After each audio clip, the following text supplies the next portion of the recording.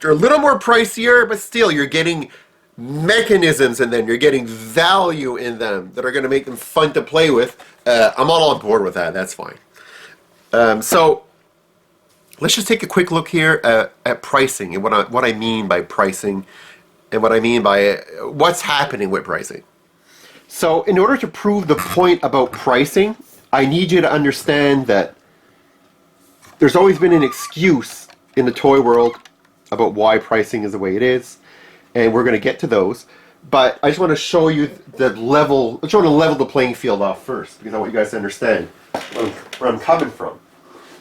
First and foremost, so we're just going to look at weights here, because I want this to be a completely level playing field.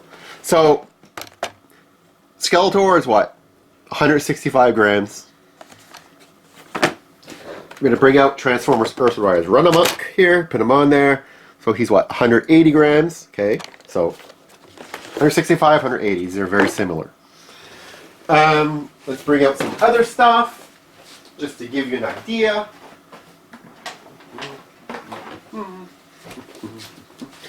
So let's bring out, so this is a 6-inch Boba Fett figure from the Star Wars Retro line. So he's what? 157 grams. Okay. So these are all very close. So I don't want weight to be an issue. G.I. Joe reissue of Baroness. Here, this is a new one. This actually would have been a runner-up for the Toy of the Year. But I'll put her on there. Let's put her like this so she gets the most weight possible that we can see. 55 grams. Pretty light. Alright. And then just a C-3PO figure here from the Vintage Collection. The 3 3/4 inch. Give him there. 39 grams. So he and Baroness are kind of similar-ish. And if you go over all of the He-Man figures that are carded from the Origins line, I mean, you can do them all. I'm not going to do them all here, but you can do them. They're all similar, right? So Roboto is 170.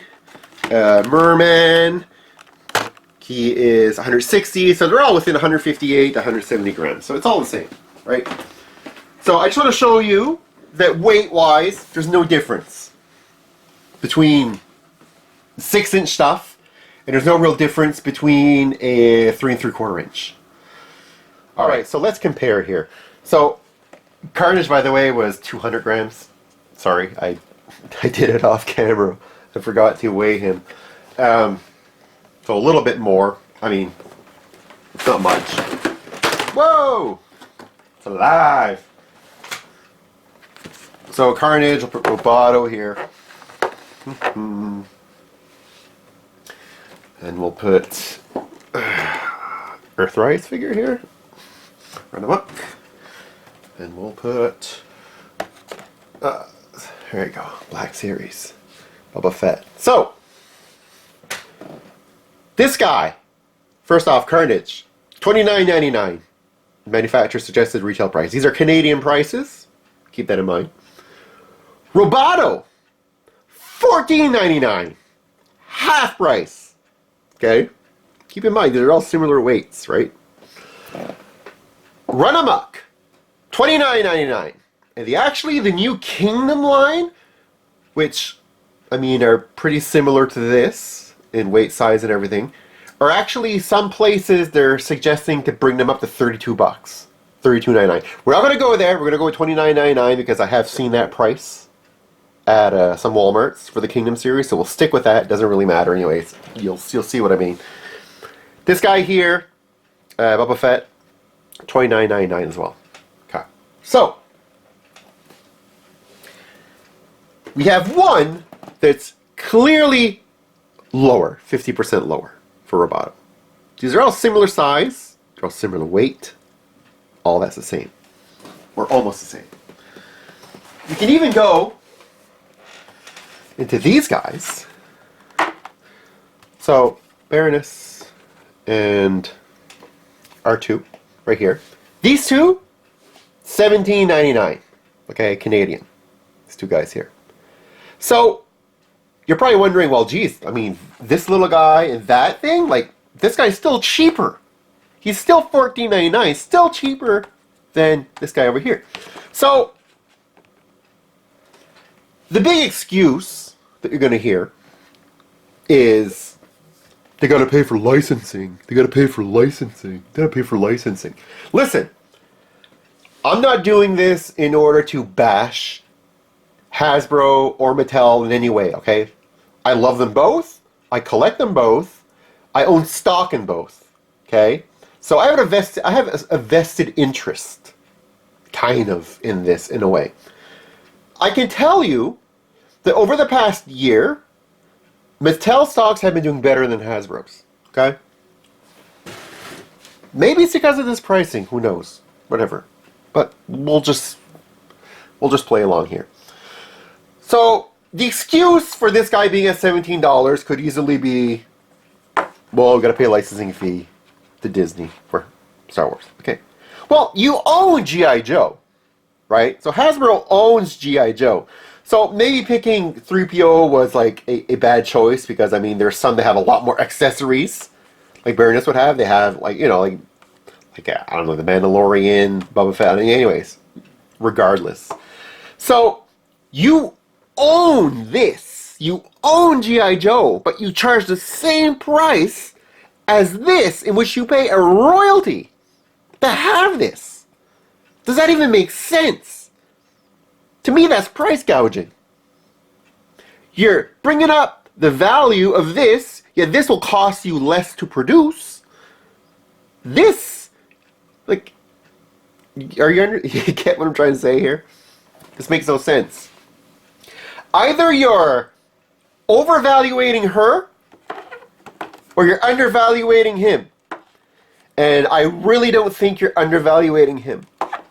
So, you know what I mean. You know what I'm trying to say here. Alright, move these guys along.